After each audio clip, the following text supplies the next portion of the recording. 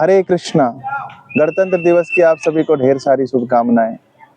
आप सब जानते हैं कि भारत भूमि एक पवित्र भूमि है और इस भूमि पर अगर जिस भी जीव ने जन्म लिया है वह अपने आप में पवित्र आत्मा है।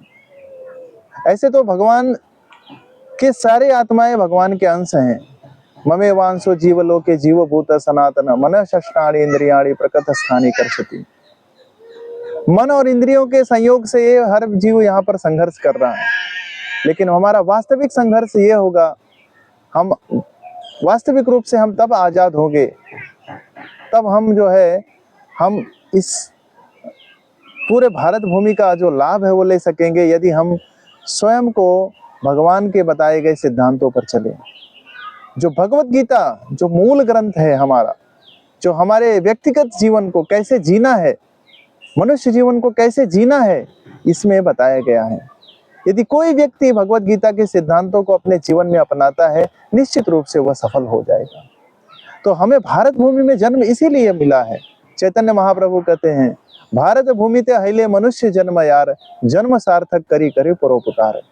अगर भारत भूमि में जन्म मिला है तो हमें अपना जन्म सार्थक करना चाहिए। और जन्म सार्थक कैसे होगा? तो कहते हैं कि स्वयं भगवत भक्ति करना है, भगवत गीता के सिद्धांतों को अपनाना है और दूसरों को भक्ति सिखानी है, भगवत गीता के सिद्धांतों को सिखाना है।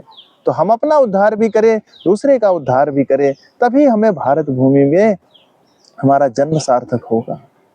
इसीलिए भारत में भगवान ने स्वयं जन्म लिया। चाहे राम हो, चाहे श्री कृष्ण हो, चाहे बलराम हो, चाहे परशुराम हो, चाहे कल्कि हो, चाहे बुद्ध हो, आप चाहे जितने भी भगवान के नाम लेंगे, सब यहाँ पर भारत भूमि में उन्होंने अवतरण किया।